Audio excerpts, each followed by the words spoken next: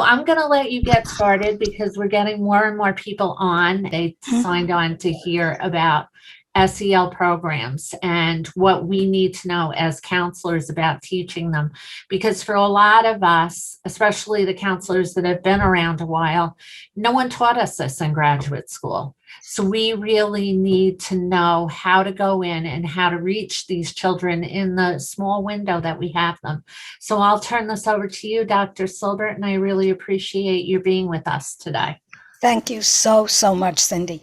Yeah, I'm the original SEL person. I started, when I started teaching, I started saying these children need emotional and social support. They need that just as much as the academic.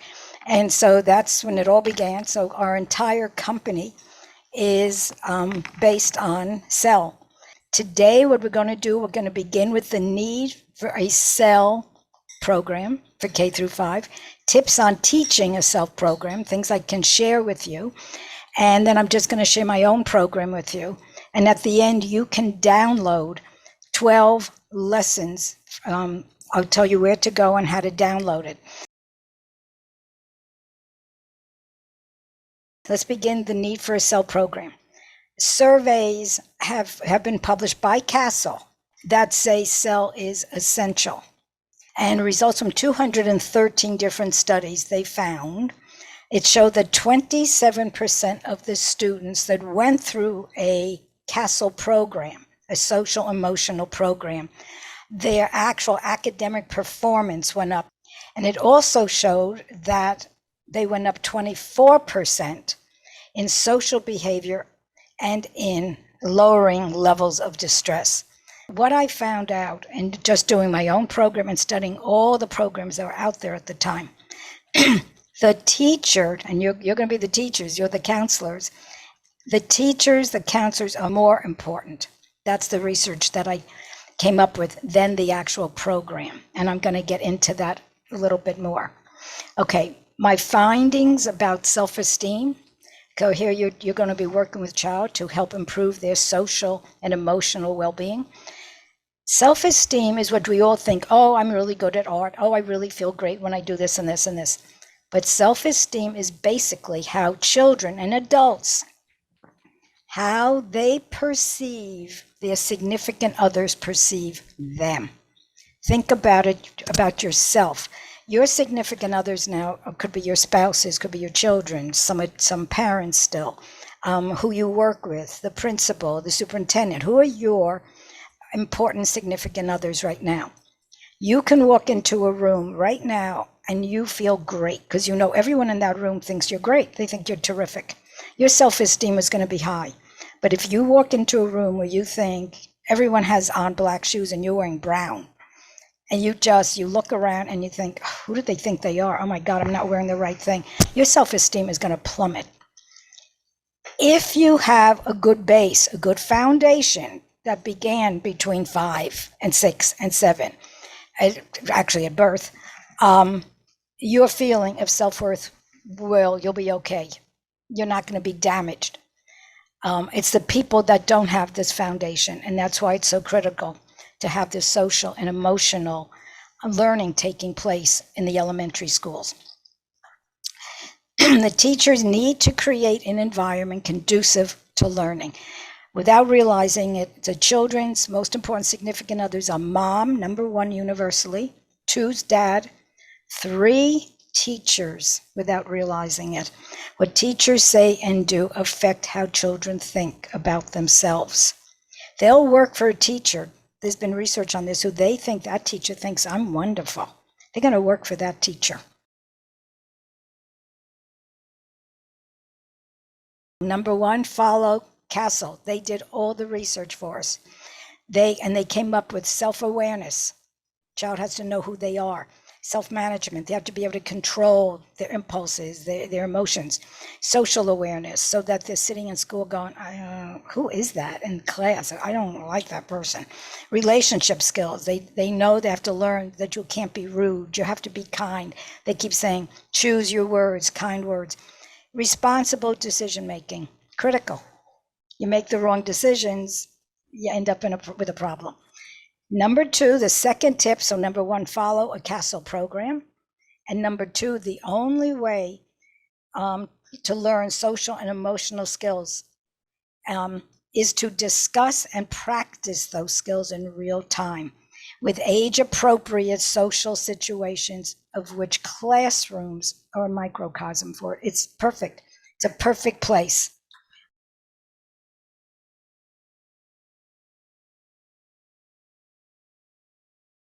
Going to talk about my own program because I'm going to use that as a model. You don't have to buy it. You don't have to do anything. It's not an infomercial.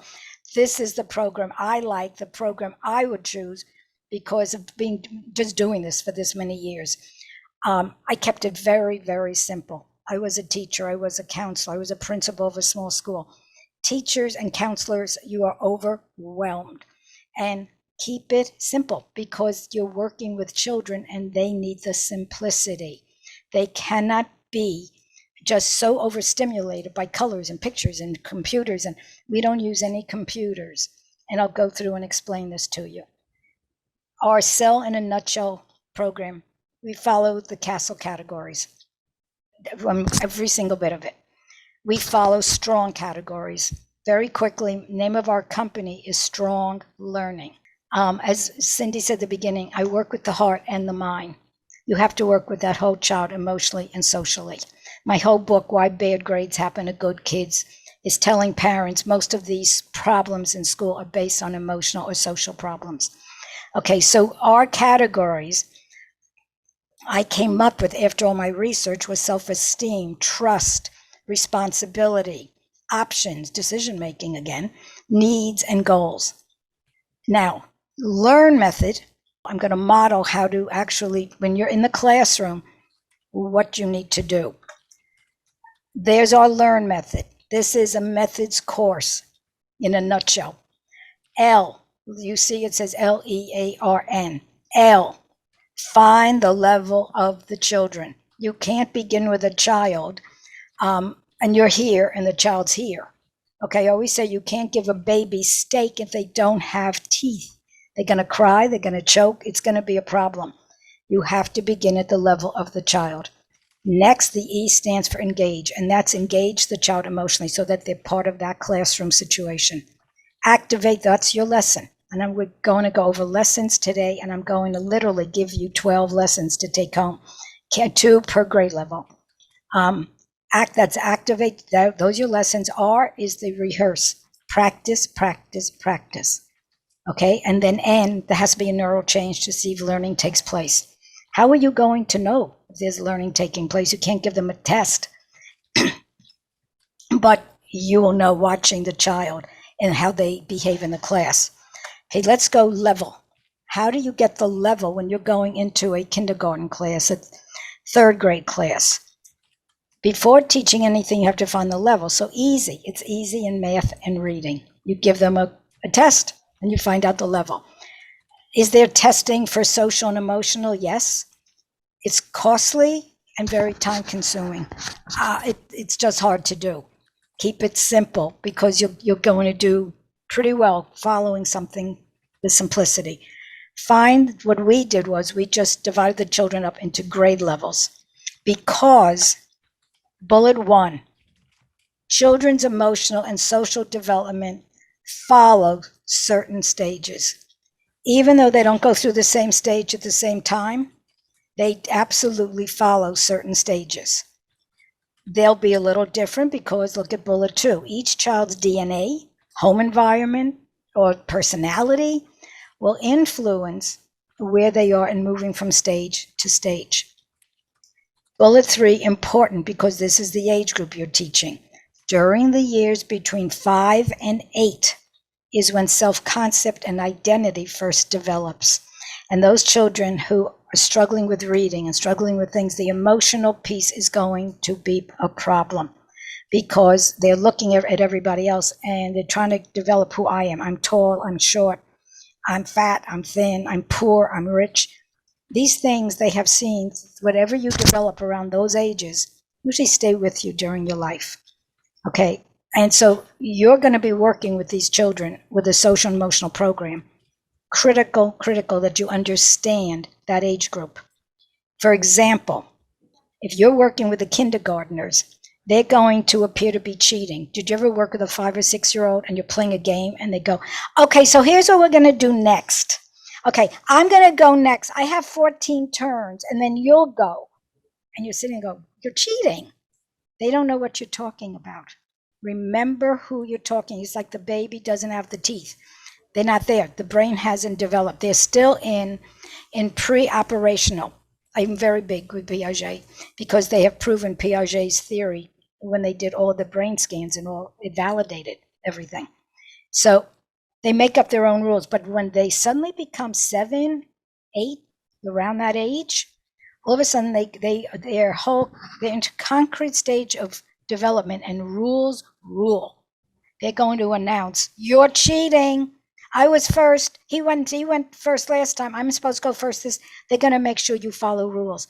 So once you get into that next stage, into that next grade level, your lessons have to change. Okay, E, engage. Remember I talked about engaging. The goal of SEL programs are to help children become socially and emotionally healthy. But it's you, the teacher, the counselor, that first has to create that environment conducive to learning. And your whole classroom environment is what's going to be doing it, not that 1 week hour lesson or half-hour lesson. I'll never forget, I was walking into a first grade class and the teacher shouted, I could hear as I'm opening the door, everyone put away your math book and pay attention, the self-esteem lady's here. And she's yelling and the kids are busy. And there was one little boy sitting who was so busy with his math. Who knows today, maybe a mathematician. This poor little thing was sitting there. He didn't hear a word she said. And she walked right in front of him and yelling, didn't you hear what I said? Put away your math book. The self-esteem lady's here. That's exactly the opposite of what has to happen here. It's the class environment, and you're going to create that. Okay, when you're in that room, how did you do that? You ask the children, and they're going to go, I don't know. I always ask them, and they go, I don't know what I did. I'm proud to be your teacher. I always knew you could do it. These little things make someone feel so good. Think back. Just take a second, because that's all we have. Think back. Did teacher ever compliment you?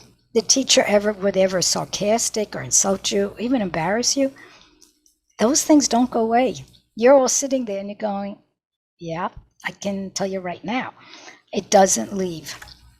So now we got through engage, activate, lessons. These are your lessons. Now I put the A and the R, the rehearse. The rehearse is your practicing, because they go together. Difference between activate, the responsibility for activate is on you. It's on the teacher. It's how you speak. It's the lesson you put together, your tone of voice, your actions, the multisensory activities, your dynamic storytelling. Well, you get the point what I'm talking about. The rehearse is on the child. I've never been with a child that says, I got to go home and study for a few hours. I got to practice this. They're not going to do it. Create the lessons, and that's what we did within our program, SEL in a nutshell. The practicing is right there, right within the lessons. Okay, let's go to SEL in a nutshell. And you're going to be, as I said, sample lessons when you leave. Just go to our website and you can download them. They're yours. I'll give you all that before we leave. 240 downloadable lessons. Okay, and the teacher's guide is attached to the lesson. So you don't have to start looking for the teacher's guide or looking it up in an index or downloading it. Every lesson, when you download it, the teacher's guide is attached. One very short little lesson to teach. Our program is made up of nothing on the computer. You cannot do social emotional learning by sitting by yourself at a computer. I know that it's colorful, it's beautiful, whatever it is. The whole thing has to do with what the research has shown, stories. Children learn through the stories. They learn about cultures, their struggles, thoughts, feelings, and they can empathize with the characters socially and emotionally. Children learn by being in plays, big, being in plays. This provides them to think quickly, to cope with anxiety of just being up there, like on a stage or in front of the room. And then they also walk in someone else's shoes when they're another character. By playing purposeful, not just games, playing purposeful games. By playing games with others, children learn sportsmanship, patience, waiting their turn, skills of dealing with disappointment, practice needed interpersonal skills, making good choices. The games are critical. Discussions, class discussions, small group and large group. Children learn how to communicate. Risk-free writing. Children react to different things, to situations, to stories. You'll see that here without worrying about spelling and getting a grade on it. Drawings for the children who would like to express themselves non-verbally. All those little ones who can't write yet. And children are coming into the school, ESL kids. Children love to draw. Coloring is, and it was funny, Cindy and I had a whole conversation about this. It helps people relax. So during the day to just stop and all those pages, those 240 pages, the children can just stop and color. Group activities, working in little groups, large in a class, it helps with learning how to cooperate, knowing how to achieve the goals the group is working for, or how to maybe modify those goals a little bit. So this is what our program, the benefits of using a program like this.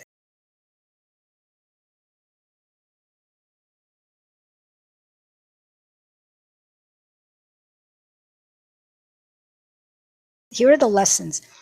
Keep it simple. Here's a sample of one of the lessons. My family and me. This is, now you see it says right on there, and this will be on everything you download. It'll say the name of the lesson, the grade level immediately. Then it's going to give the CASEL category. This is self-awareness. The type of activity. Is it a game? Is it a play? This one is seat work plus a group activity. And what is the topic dealing with identity? Self-awareness, identity. It seems so simple, drawing the family. But to a 5-year-old, this is our first lesson in the book for the 5-year-olds. The 5-year-old is first learning who they are. My mommy's name is this. My daddy's name is this. They don't realize who is grandma, who's grandpa, who are these people? That's mommy's sister. Okay, just like I have a baby sister.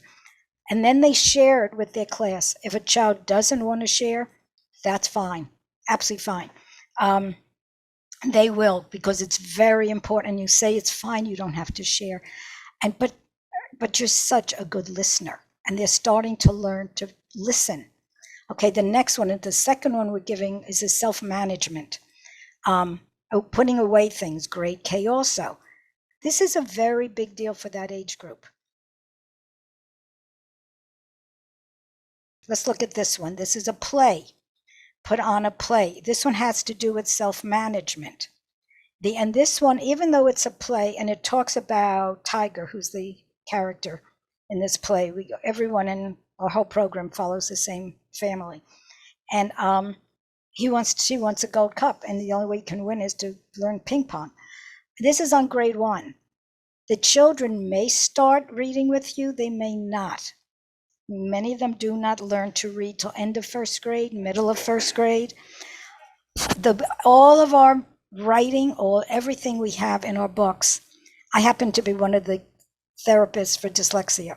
So everything you get here is going to be following Orton Gillingham.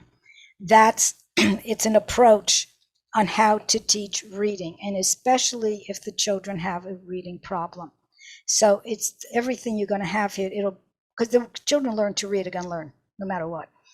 The ones struggling. And so now anyone you're working with, any level, they're all going to be following Orton Gillingham the methodology, the whole approach. Okay, you see, it gives you the lesson. It tells you exactly what to do, importance of listening. And then the children, we tell you when the dog barks, the class barks, they go, and when the teacher tells them, I'm going to point to you, and I point to Marshmallow, who's the frog in the story, you all say ribbit, ribbit, ribbit. And then I'm going to point, and we're going to do ping pong. I did this once where I had one side of the class do ping and the other side did pong. And so they have to really listen, but it's helping the little 5-year-olds. And now this is little 6-year-olds, same thing, to listen. And that's critical. And that's dealing with self-management. Okay, here we have another first grade. First grade is where children are starting. Kindergarten, remember, it's about themselves, their families. Now by first grade, you're going into the neighborhood. Who lives around you? There's the fire station, the police station. And this is another little lesson. There's your lesson plan for your teacher. Is social awareness, seat work, and group discussion. And sometimes the group, when it says group, it's a game. I Spy, and I give you directions how to play I Spy so the whole class can play. Charades. We have a lot of, or I'm thinking of, and they can get up in front of the class and take turns.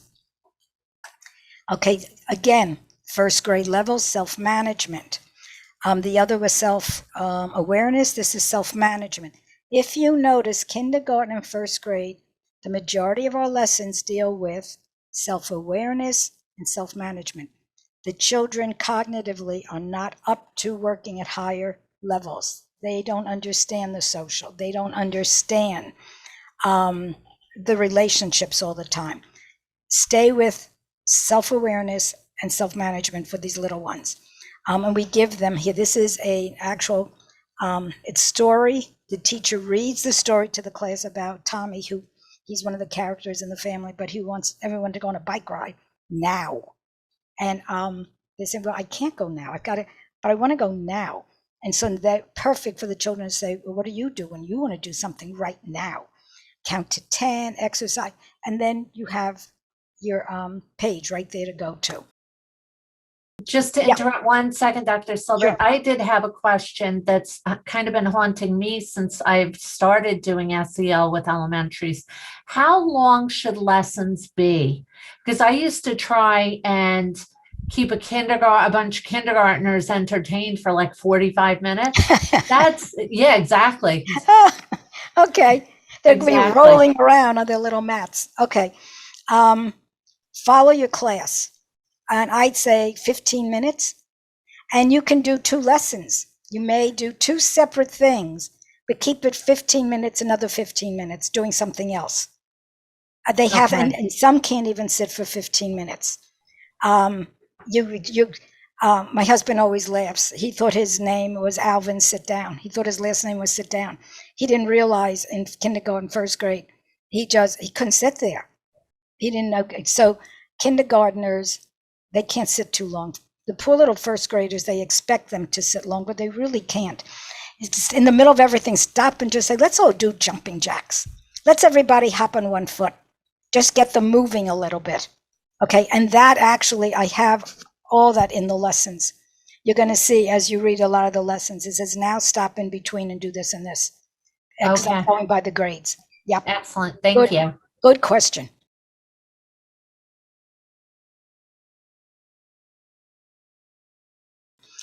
Second grade. Okay, if you're going into a second, they're now going from pre-operational, they're moving, and by second grade, most of them are into concrete. They're starting to move along. During first grade is when they're moving from pre-operational to concrete. You're going to have a mixture. 7 years old, most of them are concrete. You may realize there's a few of them still working a little bit of pretend, but that means developmentally, they're a little bit behind. Okay, by second, so we go into jobs and careers, just becoming now into social awareness. What do? People go to work. Here's your lesson. You can even ask someone to come in, and someone you know who works, who builds buildings, and they can come in and tell the jobs they do, to share this with the class. Another second, how I help someone, caring, relationships. Okay, now you see, we went to social awareness, now relationships. In your programs, whatever you're using, do you see, I hope I'm making it clear. Grade 3, you see what we have, you understand how to find it. There are everything you have to do. That's grade 3. I wish there was a law that said. Okay, Tiger 2's in the Purple Turtles. This is about bullying, the bullies. I did research in Somers that time on this particular story. And I said to the kindergartners, first, second graders, Did Tiger have to go into the cave? Did they make him go in? Did he have options? Could he have made a better choice? Kindergarten and first grade, very interesting. 100%. No, he had to go in. They made him. He had to. Second grade, they all went, no. He could have run away. He didn't have to do that, you know. Very interesting. And remember the age you're teaching. Okay, so this is a play with all the different activities. Here's fourth grade, best friends. Fourth grade, you're starting in third also, very busy with friendships and best friends. I'm your best friend. No, I'm your best friend. In like one of the questions we have, if you look under lesson recommendations, for example, if a bully kept bothering you, what would a best friend do? Okay, if you did poorly on your math test and you were upset, what would a best friend do? If you fell and hurt yourself during recess, and the children can discuss it, and it's amazing how much they all love to tell what happened to them. I don't know if you noticed all the pages. Everything here we did not put in color. Simple, easy to look at, and they can sit in color if they would like. We now get into social awareness. Foods from around the world. This is a fun one. I saw one of the teachers actually doing this. And they invited, this is where you invite the parents in, and they can bring in dishes that represent their culture. It was not every child's going to eat, trust me. They're all going to eat the pizza. Okay, so foods from around the world, the food, the country of origin. So let them start thinking it's outside of the United States. Oh, there's a world out there. Have a globe ready. Where to buy the food today? Can you buy it? Then we have fifth grade. Where do you see yourself in 10 years, in 20 years? Picture yourself in those years. Now they're starting to think about the future. They're now 10 years old. They're starting to think a little more, but they still remember concrete. They're going to think for today. When the parents come to me and they're threatening the kid, you don't do better in your SATs, you'll be flipping hamburgers at McDonald's. Even at that age, they're still in concrete. They didn't go to formal operational yet. They can see for today. Okay, good, being a good listener. Now we go back to listening again, like on a fifth grade level, what it is being a good listener. Okay, this is Tiger is being a good listener because he's listening to someone else's problem. It's not, see, we began with them just sitting and listening to someone telling a story. Now it's actually listening to someone else.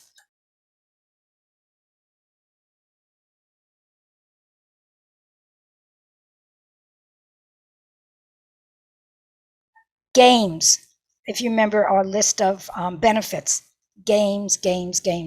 When you buy our program, besides the 240 lessons you're going to download, you're also going to get in the mail, sent to you, UPS or somehow. I'm going to just show you, there's kindergarten and first grade. I don't know if you can see it. Kindergarten and first grade gets a 6-pack. So you have, your class can divide up into groups of 4s and 5s. And little kindergartners can't hold the cards well yet. So we recommend exactly which games to play. There's over 10 different games you can play with each deck. So once they learn how to play Go Fish, or they learn how to play the bingo, or they learn how to play Lotto, they can play it over and over again no matter what deck they pick up. But you get 6 different decks.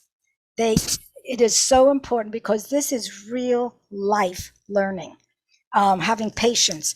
The next group of children get first. Now we have second and third graders. We have in there, again, all about understanding their environment, understanding where they live, telling time, dogs, cats, fun idioms. Kids that age love idioms, and they'll tell all the funny ones they know. Okay, learning about money. You set up, this is a game just about money. Fabulous way for that age to start learning. Okay, and then we have the 4th and 5th, we get into the states, their capitals, world landmarks. Oh, there's another world out there where other people live. So we mentioned different world landmarks. A measurement. Okay, starting to learn about measurement. Communication, we begin with smoke signals. We end up with texting.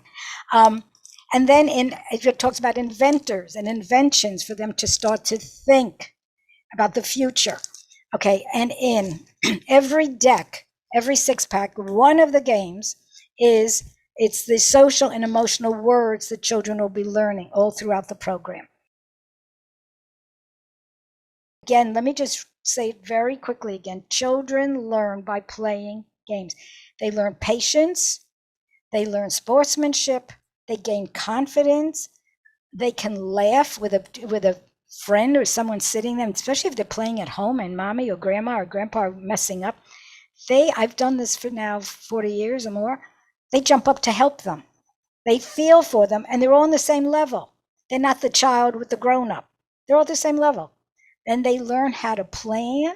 They learn how to strategize, evaluate. Children's interpersonal skills develop. Okay, development of these skills. Video games have their place, but they cannot replace playing card and board games, especially when you're promoting social and emotional health. Our program and any program you're using, make sure it involves parents. Critical. Biggest problem is, as I said, I've been a principal of a small school. They don't show up. I've tried having courses for them. They don't, one signs up. So what I did in this program, you will have another thing that you will, if you get it, that's up to you. You can download. It's called Parent Program.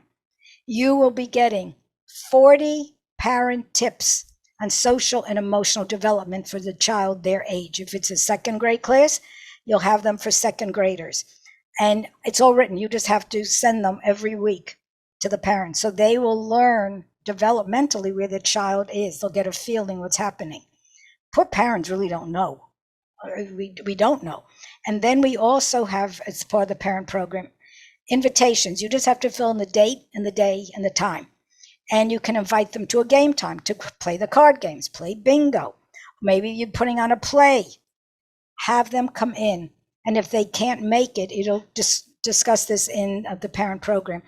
So many parents are working. They have babies at home. It's so hard. They can send the grandma, the grandpa, the aunt, the uncle, anybody to represent them. And if there is a child left during a parent program or something where the parents are there, always have that child be with someone else's family, or they'll be with you. But create a little family for them that day so they're not alone. The extra bonus of our program is, number one, there's a brief overview of child development following Piaget, Maslow, and others at the beginning of every grade level. You will get it when you download the actual lessons, those 240 lessons. There's going to be a brief overview of where the child is developmentally. Secondly, reading on all grade levels follow Orton-Gillingham approach. And Fry's most frequently used sight words and the Dolch sight word list by grade level. I'm aware of this because I work with these children who are struggling. All activities follow Bloom's taxonomy and Maslow's stages of development to encourage higher order thinking skills as well as addressing basic needs. We keep forgetting about the basic because the schools keep pushing higher order thinking. They can't do higher order thinking until that baby has teeth and can actually chew the steak. The N in learn, neural change. If learning takes place, there'll be neural change. How do we know? With reading, history, science, we literally give them a test. How will you know? You'll see a change in that child's behavior. You'll just see it. And if you don't, you contact the counselor, you contact the parents, you move ahead if you see there is a problem with a particular child. The benefits for the teachers, again, the benefits for parents, benefits for administrators. When you do this downloadable, your 12 lessons, it's all going to be in there. What's included in the program, I went over here. The pricing is all in the packet when you download it. To download this, go to stronglearning.com, and you'll see right along the band, right along the high part of the top part, it says SEL, SEL. Mm-hmm. Click on SEL, and right there you'll get to the page, and it's going to say, click here to download your packet. Well, thank you, everybody, and we will stay in touch. And thank you, Dr. Linda, and thank you, everybody. thank you. And Thank you have a so great much. week. Thank you. Take care.